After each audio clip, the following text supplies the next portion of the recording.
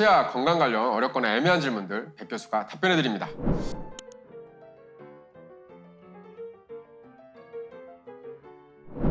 이번 질문도 한번 보겠습니다. 아래쪽 어금니 3개를 나란히 임플란트 시술을 하였는데 음식물이 너무 잘 끼는 것 같습니다. 시술 전 상담 때도 주의사항으로 들었고 치간 칫솔로 잘 관리하면 된다고 하여 그러려니 했는데 아니 막상 시술을 하고 생활해보니 생각보다 음식물이 너무 잘 끼어서 생활에 불편함이 큽니다. 그런데 제 주위에 임플란트 시술한 사람들에게까지 물어보니 저와 같은 불편함을 다들 겪고 있더라고요. 임플란트를 하면 왜 음식물이 잘 끼는지, 음식물이 끼지 않게 하는 방법은 없는지 궁금합니다. 좋습니다. 예, 이런 질문 많이 듣습니다. 임플란트 시술 후 없던 치아가 다시 갑자기 생기다 보니 여러 가지 불편한 것들이 조금 생길 수 있습니다.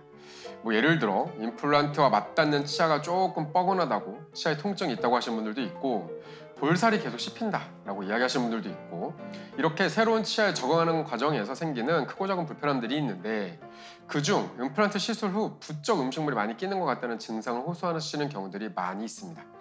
그러면서 이제 걱정이 되시는 거죠. 임플란트 식립이 잘못되어서 생긴 부작용은 아닐까?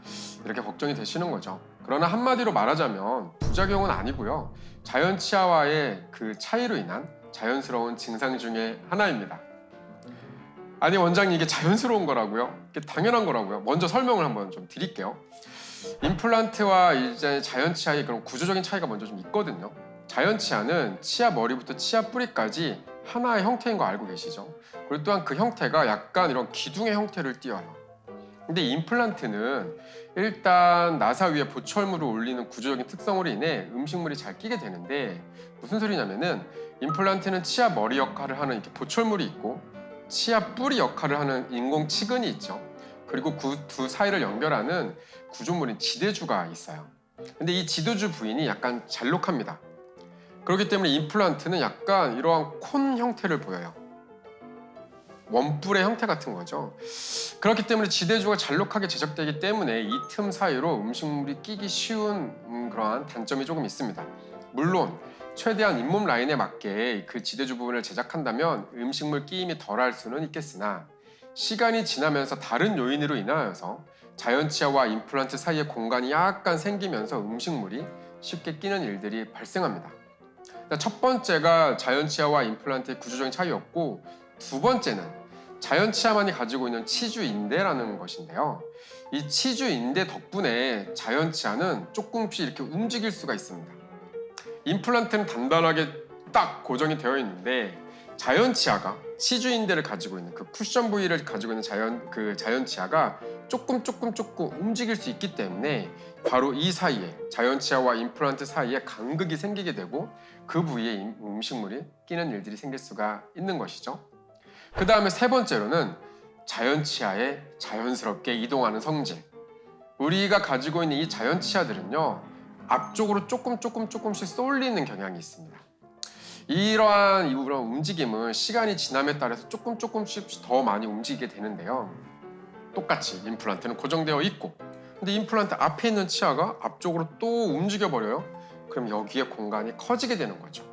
바로 이런 문제 때문에 음식물들이 끼는 현상이 있을 수가 있고 또 많은 분들이 이거는 자연 치아와 임플란트의 구조적인 차이 여러 가지 그러한 특성 때문에 생기는 원인이다.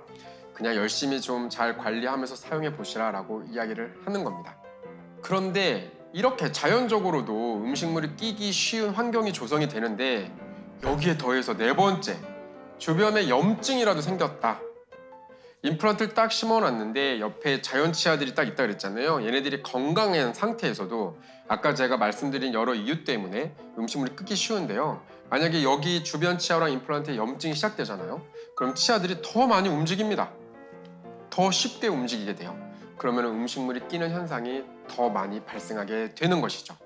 그럼 이럴 때 우리는 어떻게 해야 되느냐? 어쩔 수 없으니까 그냥 계속 참고 견뎌야 되는 것입니까? 또 그렇지는 않습니다. 우리가 원인들을 아니까 원인들을 활용해서 하나하나 해결책을 좀 찾으면 좋은데요. 첫 번째, 구강염증 때문에 임플란트 주변 치아들이 더 많이 움직이는 상황이라면 제가 또 음식물이 더 많이 낄 수 있다고 말씀드렸죠. 이럴 때에는요, 꼼꼼한 잇몸 치료를 통해 구강 내 염증을 가라앉혀야 됩니다. 그러면 많이 움직이던 치아들이 조금 덜 움직이게 돼요. 그다음에 두 번째, 저작 시 임플란트와 자연치아 사이가 벌어지게 하는 교합력이 작용한다면, 이거 좀 말이 좀 어려운데, 우리가 식사를 할 때요, 치아들이 로봇처럼 위아래로만 이렇게 움직이는 게 아니라 톱니바퀴 물리듯이 위아래 치아가 이렇게 일을 하거든요. 그럴 때 반대쪽에 있는 치아가 임플란트 앞에 있는 치아를 앞으로 미는 방향으로 힘을 줄 수가 있습니다. 교합을 잘 확인을 해가지고 이렇게 아래 치아를, 임플란트 앞에 있는 치아를 앞으로 미는 방향의 힘을 위에 치아가 주고 있다면은 치아 성형을 조금 해가지고 그런 잘못된 교합력을 없앨 수 있습니다. 그러면은 실제로 음식물이 조금 덜 끼는 효과를 누릴 수가 있죠. 그 다음에 마지막으로 자연 치아가 이렇게 잘못 움직이게 하는 원인들을 모두 제거해준 다음에도 임플란트랑 자연 치아 사이에 이제 공간이 조금 커져 있다면요, 임플란트 보철면만 싹 빼가지고 머리 부분만 싹 빼가지고 형태를 수정하여 다시금 그 공간을 메꿔줄 수 있습니다. 그래서 이때 한번 정리하는 김에 임플란트 구강 관리법을 한번 보면 좋겠는데요. 임플란트는 인공치아로서 잇몸에 식립하는 수술로 수술 과정도 복잡하고 사실 비용도 많이 부담되는 치료 과정입니다. 임플란트의 안정적인 유지를 위해서는 시술 후 아주 적절한 관리가 정말 필요한데요. 일단 첫 번째는 치실과 치간 칫솔로 꼼꼼하게 관리하기. 올바른 양치법으로 칫솔질을 하고 치실, 치간솔 등 구강용품을 적절히 사용하셔서 임플란트 사이에 낀 음식물을 깔끔하게 제거해야 됩니다. 임플란트와 자연 치아간 공간에 끼인 음식물을 치실로 완벽하게 제거하기 어려운 경우에는 치간 칫솔을 사용하게 되는데요. 명심하세요. 치간솔은 항상 약간 헐렁한 것으로 부드럽게 사용해야 됩니다. 빡빡한 걸 사용해서 임플란트 주변 잇몸에 막 꼽아가지고 막 사용하시면 잇몸에 상처를 주고 염증을 악화시키고 잇몸 뼈도 더 빨리 내려가게 할 수 있다는 것을 기억하셔야 됩니다. 그다음에 두 번째로는 주기적인 잇몸 치료. 자연 치아와 마찬가지로 임플란트도 스케일링 및 잇몸 치료를 통해 칫솔질만으로 관리되지 않는 치석들을 잘 제거해줘야 됩니다. 그 다음에 세 번째는 정기검진. 임플란트는 딱 고정돼서 가만히 있어도 주변 치아들이 조금씩 이동하기 때문에 임플란트 주변의 상태는 괜찮은지 정기적으로 체크를 해줘야 됩니다. 또한 임플란트는 나사를 사용해서 체결하는 그런 구조물이기 때문에 가끔은 혹 나사가 풀어져서 임플란트가 움직이는 경우도 있거든요. 그때는 얼른 늦지 않게 다시 조여줘야 할 경우도 발생할 수 있습니다. 임플란트는 자연 치아와 달리 치아와 잇몸 사이에 틈이 있어 음식물이 잘 낄 수 있고 잇몸 질환이 빨리 진행되는 경우가 많기 때문에 칫솔, 치실, 치간 칫솔, 워터픽 이런 것 등을 활용하여 임플란트 주변을 항상 깨끗하게 유지 관리하는 것이 좋습니다. 그리고 또한 임플란트 시술 후 치과 정기 검진을 꼼꼼히 받으면서 오랫동안 건강하게 잘 사용할 수 있도록 계속 신경을 써주셔야 됩니다. 오늘 내용은 어떠셨나요? 혹시 구강 건강 관련 궁금한 점 있으시면 언제든지 댓글로 남겨주시길 바랍니다.